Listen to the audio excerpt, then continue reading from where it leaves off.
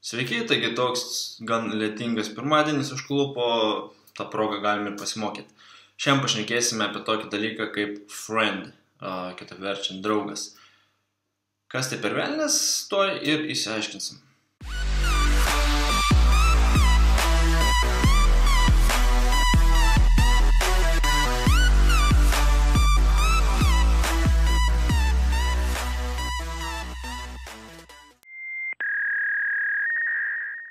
Taigi, friend reikalingas tokiu atveju, kai mes turim kažkokią tai funkciją, tiesiog funkciją mūsų programoje, ar ne, ir turime klasę, bet ta funkcija nėra klasė, ji yra tiesiog mūsų pagrindiniam lange, sakykime, main.cpp, ar ne, bet mes norim su ta funkcija kažką padaryti su klase.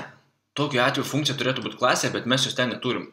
Būtent friend ir ateis į pagalbą, būtent kad galėtumėm panaudoti funkciją esančią main.cpp ir jos dėka kažką padaryti su klase. Tai iš karto galim gal susikurti klasę, ar ne, ir šokti prie darbo. Tai kadangi tai yra friend angliškai, tai klasę galima skurti, sakykime, draugai, ar ne, pavadinimu. Na ir ką mes klasėje turim? Aišku, pirmą tai mes turim public, o antrą turime private.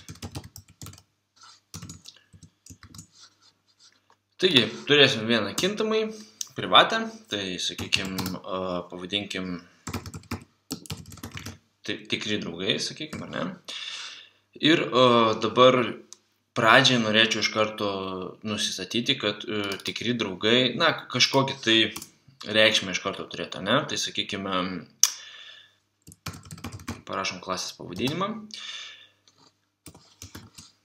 ir nusistatom iš karto reikšmę. Tai, sakykime,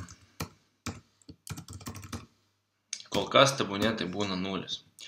Tikrų draugų turim 0, ar ne? Bent jau kol kas. Ir mes susikurkime kažkokią tai funkciją, sakykime, būtent ne mūsų klasėje, o mūsų main.cpp. Ir tą funkciją galim pavadinti visi draugai, sakykime, ar ne? Ir viduje reikia susikurti iš karto objektą draugai klasiai. Tai tą objektą pavadinkime, sakykime, draugų objektas. Tebūnė tai būna, ar ne? Aišku, kad viskas veiktų. Gerai, pirmą tai, sakykime, susirašom visus vidurius šito reikalo. Ir kad viskas veiktų, mums reikia tiesiog mūsų draugų objekto. Ir, sakykime, tikrų draugų, būtent šito kintamoje. Ir jam prisiskirti, iš tikrųjų dabar šitas kintamasis yra lygus 0, bet, aš noriu jam prisiskirti kažką ir tai padarysiu būtent šitoj funkcijoje. Taigi, jam priskirti, kiek mes tikrų draugų galim turėti, sakykime, 6, ar ne?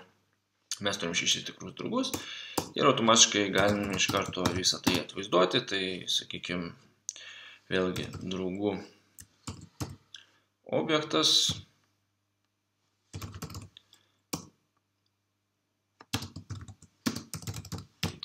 Štai taip. Bet, kad viskas veiktų, mums, aišku, reikia suflerio mūsų šitoj klasėje, ar ne? Tai suflerį kaip parašyti mes irgi mokame. Tiesiog nukopijuoti šitą reikaliuką. Galim įkelti tiesiog čia. Tačiau, kaip dabar, kur tą draugai reikia parašyti kitaip friend. Būtent apie tai, ką aš noriu pašnekėti šiandien. Esmė tame, kad mes turim funkciją už klasės ribų, ar ne? Ir jinai visiškai nesusijusi su mūsų klase. Gerai, mes įsikėlėm suflerį mūsų klasės, ar ne? Mūsų funkcijos suflerį į klasę mūsų, tačiau klasė vis tiek jį ignoruos, nes tai, gerai, tai yra sufleris, bet pačioj klasėje nėra tos funkcijos, jinai kažkur kitur. Tai kam tas sufleris reikalingas? Būtent čia mes panaudojam friend. Ir tai reiškia, kad jeigu klasėje yra kažkoks sufleris su žodeliu priekyje friend, reiškia, tai yra draugiška funkcija, kuri nėra klasėje. Tačiau yra draugiška ir patikima ir todėl jos reikia ieškoti už klasės ribų. Ir tokiu tokiu būdu būtent yra atrandama funkcija kažkur kitur, ne klasėje, o už jos ribų. Na ir jeigu mes norėtume atvaizduoti, žinoma, mums reikia klasės pavadinimo, kažkokį tai vėlgi susikurti objektą, tai sakykime, turimi, ar ne? Ir galiausiai vėlgi visi draugai.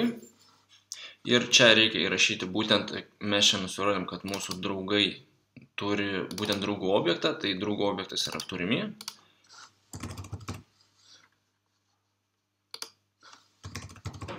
Būtent tai ir rašom. Ir pagal viską pasileidus programą mes turėtume matyti, kiek mes iš tikrųjų turim tikrų draugų. 6. Tai esmė būtent tokia ir yra, kad norint, sakykime, kažkokią tai funkciją panaudoti klasėje, bet ta funkcija nebus klasėje sukurta. Mes galim tiesiog įkelti suflerį į tą klasę ir priekyje parašyti friend. Friend reiškia, kad tai yra draugiška funkcija, patikima funkcija ir mes tą funkciją galėsim susijęti tiesiog su tą klase ir funkcijos pagalba iš tos klasės imti visus absoliučiai duomenis ir juos naudoti. Taigi su tokiom žiniom aš ir atsisveikinu su jumis. Sunkus pirmadienis laukia manęs, matomai iš šnekėjimo gal girdisi. O su jumis susitiksim trečiadienį.